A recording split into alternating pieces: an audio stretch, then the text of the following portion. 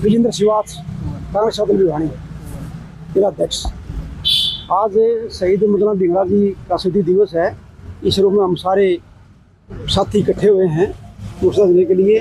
और जैसे भाई कमल जी ने बताया कि एक विद्यापीठ स्थापित की जाए CBLU में, तो उसका समर्थन करता हूँ और इसके लिए हम संघर्ष भी करेंगे।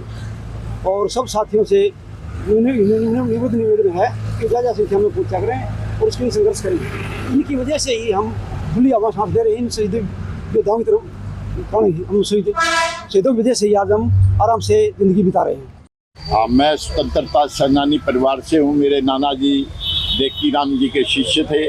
उन्होंने देश की जंगे आज़ादी में भाग लिया। जहाँ मेरा अमृतसर में मेरा जन्म हुआ, अमर शहीद मदन लाल धिंगड़ा जी का भी वहीं हुआ और उन्होंने देश के लिए शहादत पाई और देश का नाम ऊंचा किया। और उन्होंने जब जज ने पूछा आपने ये क्या किया, तो उन्होंने कहा था जे अगर जर्मन का हिटलर आकर इंग्लैंड में कब्जा करता तो तुम क्या करते, जो मैंने किया है वो ही तुम करते। इसलिए जब भी मेरा जन्म हो, भारत माता को कोई गुलाम बनाए तो मेरा फिर जन्म हो और फिर मैं यही कार्य करूं। इनकलाब जिंदाबाद जिंदाबाद। आज हम सब कांग्रेसियों ने, कम्युनिस्ट पार्टी ने, जन संघर्ष समिति ने, सब ने मिलकर आज उनको श्रद्धा के सुमन अर्पित किए हैं। मैं भारत सरकार से और खासतौर हरियाणा सरकार से मांग करता हूं कि या चौधरी बंसीलाल जो विश्वविद्यालय है इनके लिए एक विद्यापीठ का वो कराया जाए, ताकि आने वाले बच्चों को पता लगे कि मदनलाल धिंगड़ा ने मात्र 23 साल की उम्र में ही अपनी शहादत दे दी थी। और उस टाइम भी जब अंग्रेजों का प्रकोप और अंग्रेजों का अत्याचार बहुत चरम सीमा पर था, तो आने वाली पीढ़ी के लिए यहाँ एक विद्यापीठ का उनके नाम से स्थापना की जाए, ये हमारी मांग है। आज हम हमारे बहुत ही क्रांतिकारी और शहीद मदन लाल धिंगड़ा जी की 116वीं शहादत दिवस मना रहे हैं। मदन लाल धिंगड़ा जी ने जो ऐसे परिवार से थे, जो सारा परिवार ब्रिटिश साम्राज्य के साथ था, लेकिन अकेले उस परिवार में मदन लाल धिंगड़ा थे। ये 8 बहन भाई थे, एक बहन थी, 7 भाई थे। लेकिन उन्होंने हिंदुस्तान की आज़ादी की लड़ाई जो लड़ी जा रही थी उससे प्रभावित होकर के क्रांतिकारी रास्ते पर चलना मंजूर किया। और बंगाल का जो 1905 में विभाजन हुआ था, वो जो लॉर्ड कर्जन थे बंगाल विभाजन के जिम्मेवार, उनके प्रति बहुत नफरत पैदा हो गई थी। और जो सचिव थे, यहाँ के सेक्रेटरी थे इंग्लैंड के, उनका जो राजनीतिक सलाहकार था कर्जन वाइली, उसको उन्होंने इंग्लैंड में 1 जुलाई 1909 में जो है कत्ल किया उनका, और भारत के स्वाभिमान का बदला लिया। क्योंकि कर्नल वाइली जो है ना बहुत अत्याचार करते थे भारतीयों पर। तो इसलिए मदन लाल धिंगड़ा जी को हमेशा याद रखा जाएगा कि उन्होंने देश के स्वाभिमान का बदला लेकर के एक अंग्रेज अधिकारी का कत्ल किया। ये शहादत है मदन लाल धिंगड़ा जी की कि इंग्लैंड में जाकर के पढ़ने गए थे और उन्होंने ये देश के अपमान का बदला लिया। ये महान क्रांतिकारी थे। इसलिए हमने इनके रास्ते पर और इनके आदर्श पर चलते हुए जो आज साम्राज्यवाद दोबारा से लूट स्थापित करने की कोशिश कर रहा है और देश में सांप्रदायिकता पैदा करने की कुछ ताकतें कोशिश कर रहे हैं, हम कांग्रेस के लोग, कम्युनिस्ट लोग सब मिलकर के ये जो चुनौती है हमारे सामने, मदन लाल धिंगड़ा के आदर्शों से प्रेरणा लेकर के उसका मुकाबला करेंगे मिलजुल करके सभी नागरिक। ये शहीद मदन लाल धिंगड़ा जी की आज पुण्यतिथि है और इन्हीं के कारण आज हम खुली आबोहवा के अंदर सांस ले रहे हैं।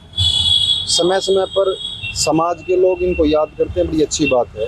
इनसे प्रेरणा भी हमें और समाज को लेनी चाहिए। आज आप जिस प्रकार से देख रहे हैं कि पूरे देश के अंदर और हमारे प्रदेश के अंदर समाज बट गया, कहीं जाति के नाम पर, कहीं धर्म मजहब के नाम पर। इसको बांटने का काम वो किसी ने किया है, तो इन सियासी ताकतों ने किया है, ये भारतीय जनता पार्टी की ताकतों ने किया है। मैं सबको एक आपके माध्यम से संदेश देना चाहता हूँ कि शहीद मदन लाल धिंगड़ा जैसे शहीदों से, हमें नेताओं से, बलिदानी नेताओं से हमें सबक लेना चाहिए, उनसे सीखना चाहिए कि समाज के अंदर एक माला के अंदर रह करके, एक सूत्र के अंदर रह करके समाज को इकट्ठा रहना चाहिए, छत्तीस बिरादरी को इकट्ठा रहना चाहिए, सभी धर्मों को इकट्ठा रहना चाहिए, जब भी हमारा देश आगे तरक्की करेगा।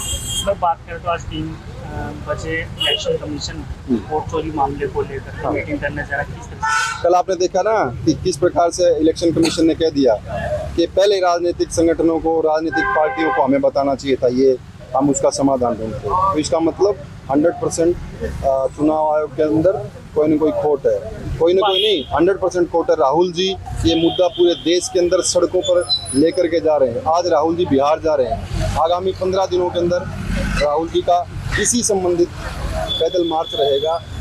मैं आपको दावे के साथ कहता हूँ, सरकारें जनता की होती, सरकारें प्रदेश के लोगों की होती अगर ये गड़बड़ी ना करते, कहीं मशीनों के अंदर, कहीं वोटर लिस्ट के अंदर। तो आज बात करें 4 बजे राहुल गांधी जी की भी यात्रा है बिहार में, किस तरह का जन समर्थन मिलने की? लगातार 15 दिन यात्रा चलेगी, ठीक है ना।